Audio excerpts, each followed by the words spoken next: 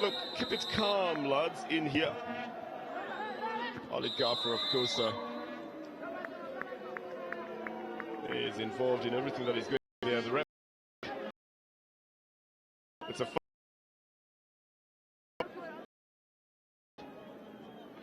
and you'll see a lot of that as well. It happens slightly before the ball gets to St. Paul.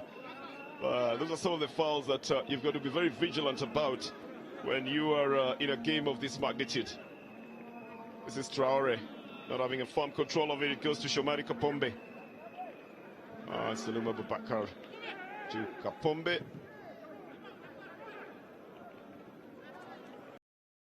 Say that you've noticed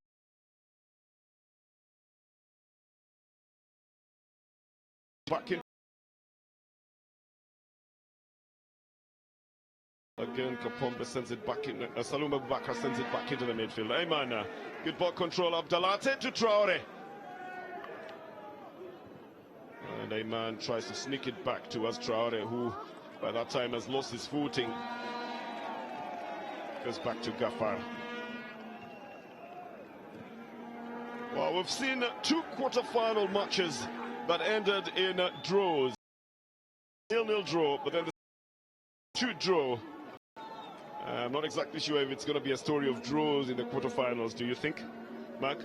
We sort of speculated on this during the group phases when we thought that as soon as the boys went home and the men advanced to the knockout phases, there would be little to choose between them, because the teams seemed to be of virtually the same strength. We didn't actually pick an outright favorite, thinking that up to 4 teams had the ability to win this tournament. And the proof is in the fact that they cannot seem to get the better of each other in these quarterfinals. Oh, it's going to go straight into the hands of the goalkeeper again. And Kiprechece a little bit unhappy with the delivery at that moment. But you got 10 minutes of play remaining. And coaches often tell me, Mark, that this is a very dangerous time in the game. People do lose concentration, and also because they're watching for the clock, and they've done probably a lot of running. But Traore certainly doesn't show it here. Again, it's a goalkeeper who comes for a beautiful save from the Kenyan striker Alan Wanga. Burhan El-Din knows now why he needed Alan Wanga in there, even as a substitute. But very unselfish coming from Traore. And Alan Wanga was choosing his sport as just the goalkeeper. He's a man to congratulate at the moment, Mark. Yeah, this young man has been incredible in this tournament. Look at that run and the cutback. He looks up, picks Alan Wanga out of that maze of blue shirts. Wanga does everything well because he puts the shot on target. That's why they tell you to do. Mwardini comes up with a fantastic save. Super save from a very experienced goalkeeper. And you get the feeling, if the ball hits the back of the net here, the team that gets it wins it. And thankfully for Azam, their goalkeeper has kept them in it. Again, we're looking at those very moments where one very painful goal is the one that will separate them. And Alan Wanga was almost the man who was providing that. The goalkeeper, Ali Mwardini, just quickly putting his right hand out, even though he was already falling on the left side. I tell you.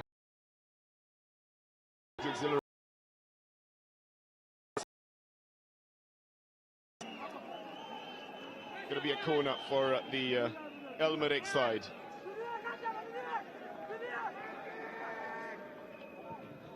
Again, Mwardini preparing himself, punches it back into play. Oh, this is headed back by Kamal Amir. And Sempro quickly to Kiprechece. He's got his brother Balu running just ahead of him. Decides to take it back to Sempro. And then Kami Mao then does send it onto the left flank. First time that they've been able to go through that left flank. Taking a little bit of time to bring the ball in, I think, is the undoing of Rastonioni. But a quick break is what it takes to be able to make a difference here, Mark. Yeah, and that is because El Merreikh have seized the initiative now. Azam have turned the boot on the other foot. They are the ones hitting on the counter as this corner comes in. Massively big clearance in the face of danger. Alan Wanga, the Kenyan striker who's played for Petro Atletico, has won this championship before with Tusker FC, then Kenya Breweries. Played in Kenya's AFC Leopards. Played in Vietnam as well. And most recently moved to the El Merreikh side in Sudan. He's done Angola as well, hasn't he? Petro Atletico. You're right.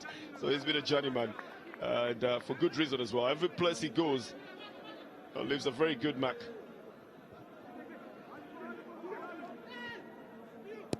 Kavumbagu was part of that move. Again, cleared off by Yosif Ala. Sampro. Well, the one thing you must love about Sampro is that he takes things in his own hands. He decides that he's going to do it in a particular way. But we are getting ready for the second semi-final. Kampala Capital City Authority versus Atlabara. Going to be a very interesting one for a team. Actually, the only team to beat APR in these championships, Kampala Capital City Authority. Is that true?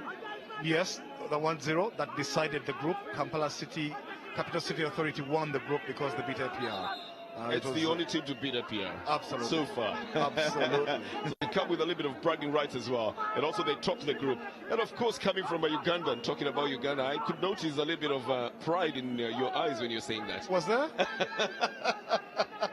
Yes, of course there was. Yeah. Which is it's allowed. It's a nice thing altogether. The corner headed out. And the header goes off the field. If Gormaya had been for sure, they'd have nothing about it. To them, yeah, you'd have a glow to you. Yeah? Absolutely. And you'll be able to, yeah, KCC have done us proud. It's a good feeling. But yeah, I love the tournament overall. I think there've been some very brilliant teams. True, yes. But we'll see the best of it. He gone home. The last time in South Sudan, in Darfur, and then the APR side has already made it to the semi-final, so looking forward to some very memorable matches as well as we go towards the semi-final stage.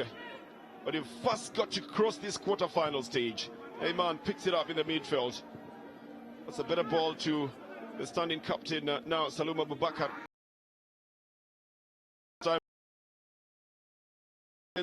Distance. Oh, Didier Kavumbagu will be penalized for this one, but he certainly was in motion and he knows it. Very unnecessary. Sergio Awa comes to quell things here. apart from the referee, the other person that you notice in all that is also Sergio Awa. It's just the momentum. But of course, Didier Kavumbagu also does something with his feet. Watch his left foot. And I think that's what annoys the defender, because it's also totally unnecessary. He doesn't need to latch out to the defender. The goalkeeper will get a foul, of course. You never touch the goalkeeper. And they want to keep him in shape because there's potential for penalties coming up. Kavumbagu and Yusuf Allah here. The tempers fraying. It's two big lads coming at each other. The fact that there's no goals here is the problem. The referee steps in to stop everything. The bench on the Azam side tells them, look guys, keep calm and just play the game. But they haven't got much time, do they, Mac? They don't. Coach is telling them to use their heads. They need to keep their calm here.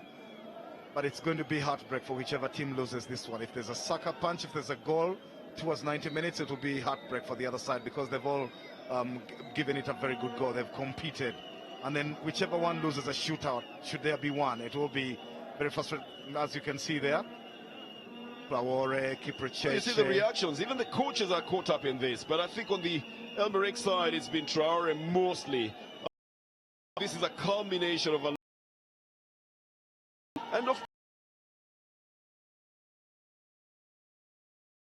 It's... You've got to watch out that you don't get left out.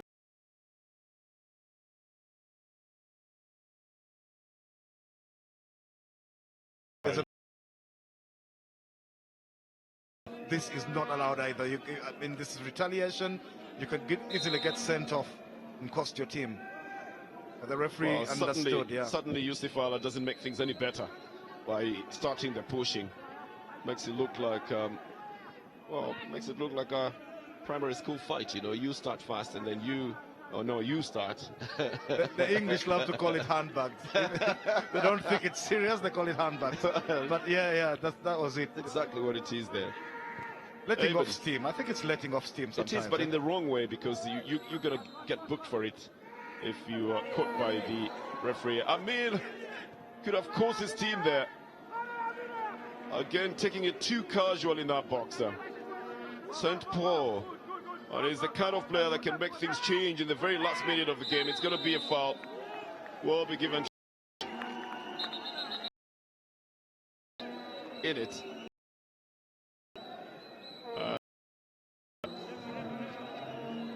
Alberic side are making these substitutions that are designed to get them into the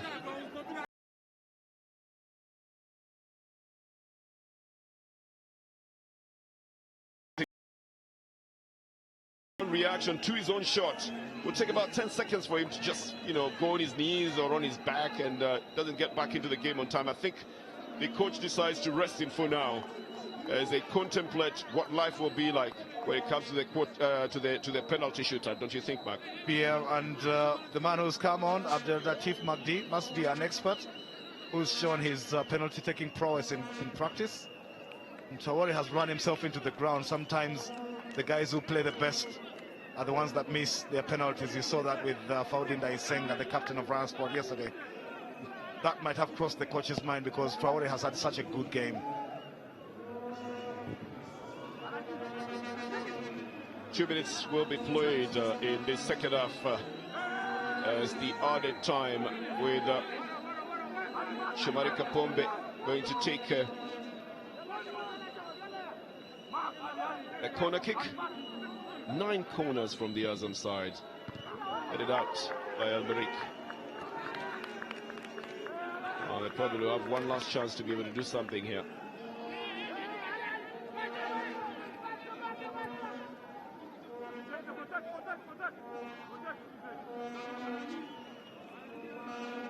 Yeah, looks like it's just petering out towards the shootout now. Looks like both sets of players are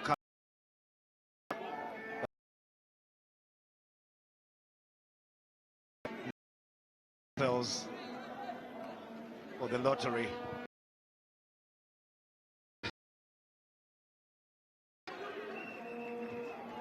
Sudden death penalties. We've seen them in the last 2 games. This one seems like it's heading in that direction as well, unless something happens within the next 45 seconds of the game, as the 2 minutes quickly tick by. This one's picked up by Hamid Mao Mukami.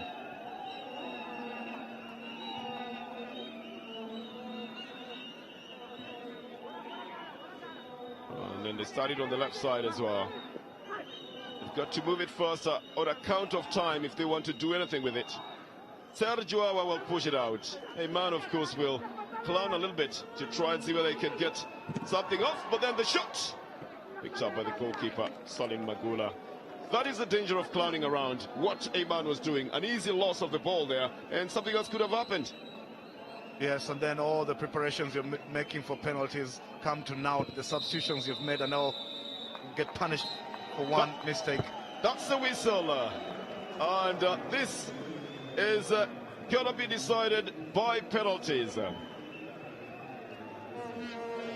Mr. Moga is gritting his teeth, knowing that this one is anybody's game. You don't usually prepare for penalties. The goalkeeper especially doesn't prepare for penalties. But we've seen goalkeepers taking on each other in the other game. The full-time score, Azam 0, Elmerek 0 in the third quarter-final.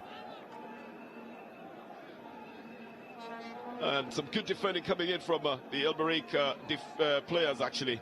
And I think the coach has masterminded a tact that would have made it just decided on penalties but not in full-time. He totally worked against the Azam side. On the other side, found it a little bit difficult going into this match. Couldn't penetrate on the left, couldn't penetrate on the right. Last minute inclusion of Alan Mwanga almost changed things for the Elmerek side. But ultimately, it is going to the wire, Mark, and it is going to the penalties. Yes, Elmerek, the stronger side in the second half. Azam took the first half really. They created several chances and should have scored, didn't. Paid for the fact that Elmerick went into the dressing room, regrouped, discussed what they needed to do, came out there and executed perfectly. They pressed in midfield. This man commanded the defense really well. Serge Wawa, they allowed Azam no space, frustrated them completely. Azam lost their captain John Boko to injury. And their attack disintegrated while Elmerick continued to grow in stature in that game. And towards the end there, could have stolen it. First Traore hitting the crossbar, and then Alan Mwanga getting a good save out of Ali Madini from close range. And they looked like they were getting on top of things. The team with a bigger pedigree, the team that has won this tournament often, the team that has competed in Eastern Central for decades. Azam are only new entrants, but they are new kids on the block. We've talked about them coming in there, investing heavily and becoming the team to beat now. But these teams now are going to be separated by a shootout, which is as unpredictable as it gets. You've got one very experienced goalkeeper in Ali Mwadini, and then you've got a very, very agile shot stopper in Salim Magwala, who actually, before this tournament, months before he moved to Elmerick, helped KCCA in Uganda advance in the African Champions League on the back of penalty. That is what gave him the a good reputation that he might as well want to repeat it here as well. I think it puts a little pressure on him because the side must have seen him in that game to decide they wanted him as a goalkeeper. But again, we do know that at about this time it becomes just a chance shot, as was witnessed even yesterday, where the man who had scored probably the best goal of the tournament so far, missing the penalty as well. The tackles have been very, very hard, but Ayman has been in an acting mode all through. Some of them were very genuine. Some of them, the referee said, look, play on, because this was not intended.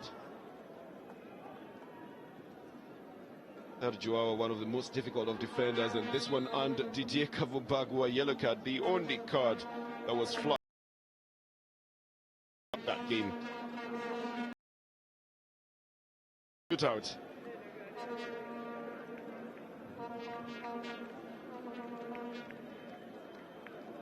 In the first semi-final, first quarter-final that brought together Police and Atletico, we saw 17 penalties put into the net. Well, that's because we played 10 penalties, 5 each in the first round, another 10 in the second round, and still remain left.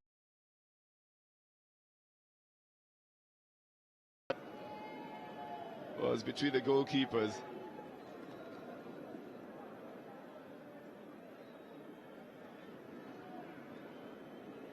Oh, Andrew Tieno, together with his assistants Theogene Ndagizimana and Pascal Ndimuzigo, obviously have gotten themselves ready in taking the penalties. The captains obviously will have chosen the sides as well and have decided where they're starting from.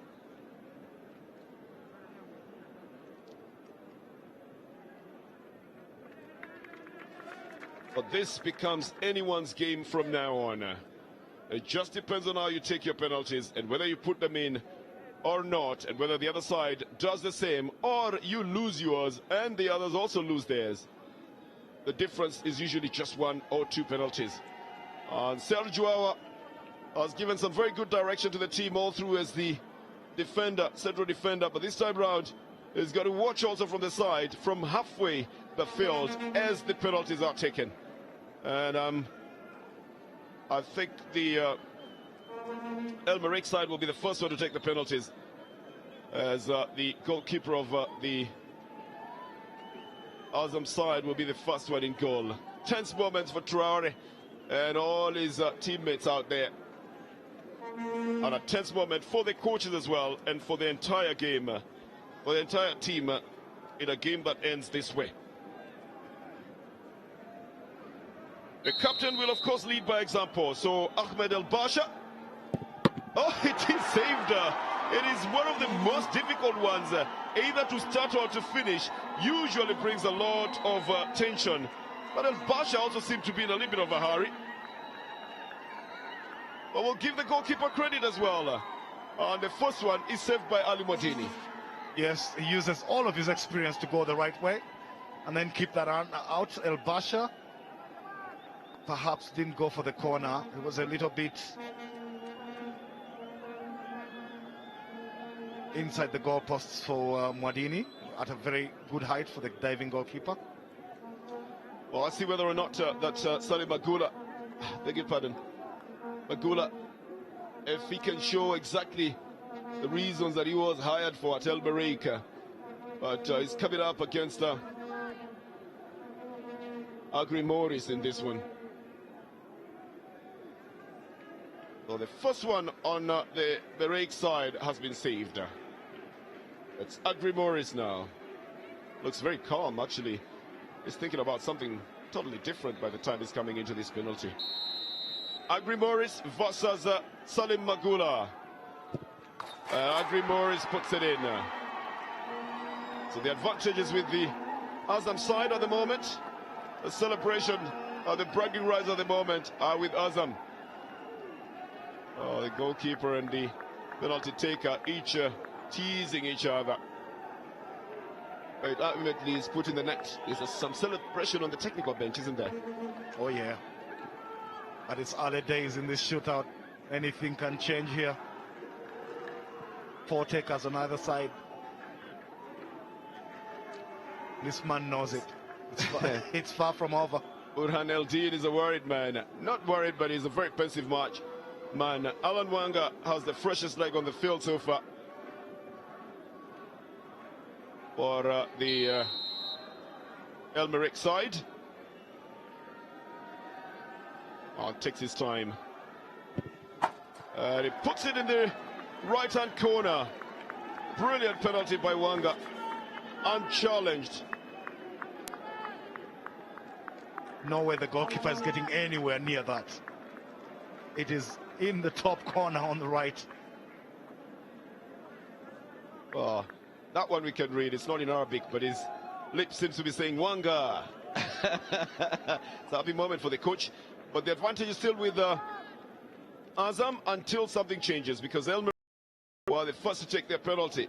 And Azam put it in, so Elmerick trying to restore parity. But if it goes on like this right up to the end, it will be Azam's for the taking. Didier Kavumbagu, I think.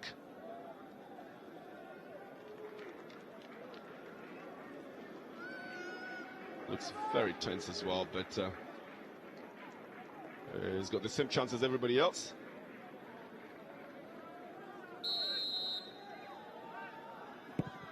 Kavumbagu rattles the net as well and restores the advantage that Azam have. After having scored 2, he can't afford to dance. It's over for him in terms of the ball going into the net. But you can see him flinching a little bit by the time Magula was going in the correct direction. Almost had a fingertip touch on that one. He would have changed things here, wouldn't it? Yeah, but Kavumbagu did have good placement on that. Magula guessed the right way, couldn't stop it though. There's a lot of pressure. He didn't even want to make eye contact with the goalkeeper. They often say you shouldn't. Most people will tell you that you're better off just looking down, not looking towards the goalkeeper. Magdi Abdelatif. I mean, he's a substitute in the game. And Magdi has his chance now. Sends the goalkeeper the totally wrong way. If the Elmerick side had the fans here at the stadium, there would be a big roar for Magdi's penalty. It looked very relaxed, very easy as well, since the goalkeeper so far off in the opposite direction. That's a good penalty. This is why he replaced Mohamed Traore at the end, Magdi. This must be a very good penalty taker. You've got 3 substitutes scoring already. Alan Wanga also scored, and on the other side, Kavumbagu. So the subs are doing the job because they were brought on specifically with that in mind. Another very experienced man is off to go and take the penalties against Salim Magula. It is a Rastonyoni. And the usual adjustments to the ball. Some specific place that one wants to strike it on. Nyoni needs to calm himself down. Well, someone should tell him as well that in communication that wouldn't be a good sign. But Nyoni, easily gets the better of the goalkeeper. who doesn't make a good effort towards that side. But certainly, Nyoni gave some indication that he was not comfortable at all. But he does such a good job of it. Yeah. The placement is great and Salim Bagola is stranded. But the pressure, the tension before the taking and then the relief after is something to watch here. I'm sure the fans are going through agony and joy at the same time. Look at Nyoni smiling here. You wouldn't tell that he was the man who looked almost scared of taking it before he... Have a chance to show that he's a much better player than of play today. He's often looked like a playmaker, he's looked like a leader as well. Can he then put this one in for the Elbereg side? Yes, he does, and brilliant fashion that he does it in as well. Yeah, tension is written on the face, but then he makes the Sudan flag fly high here as he sends the goalkeeper Magula onto the other side. So I tell you, this is not all about how good you are in regular play. It's the chance to save or to lose it. Bringing in Shomarika.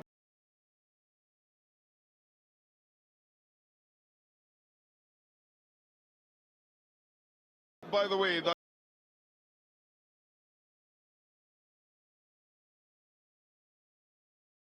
did not score their first penalty, so they're looking for restoration of parity here. It's Kapombe now. As he takes a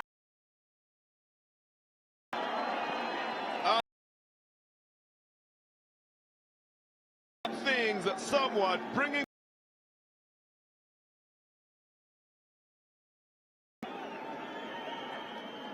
goalkeeper, of course, teasing left and right.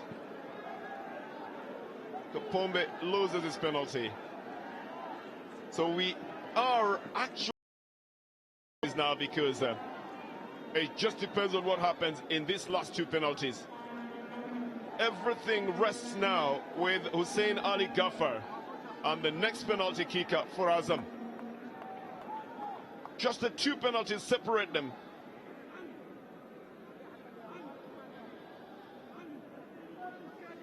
And Modini has gotten himself ready for it. As Ghaffar will be stepping up. On a left foot, he puts it in the net.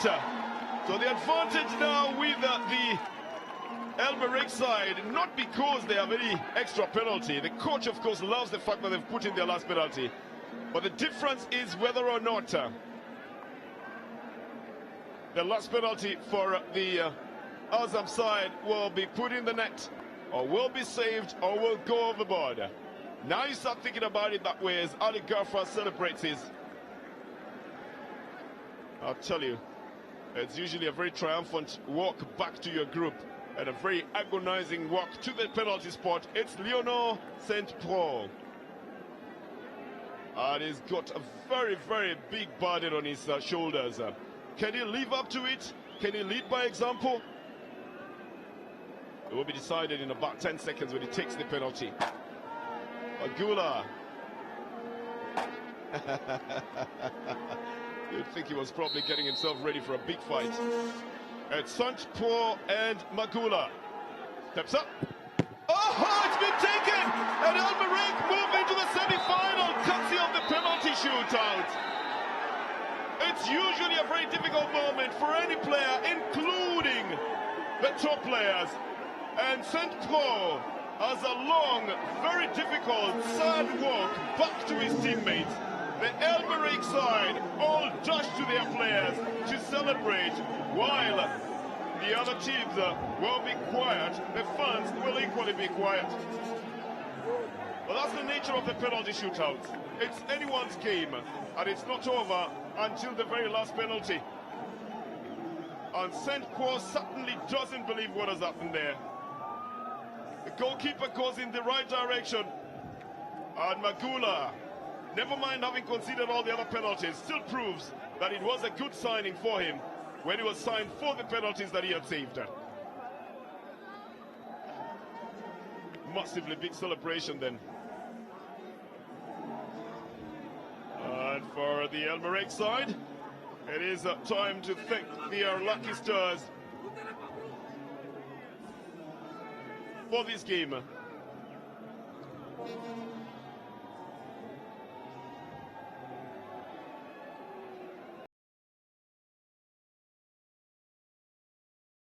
Stadium, it's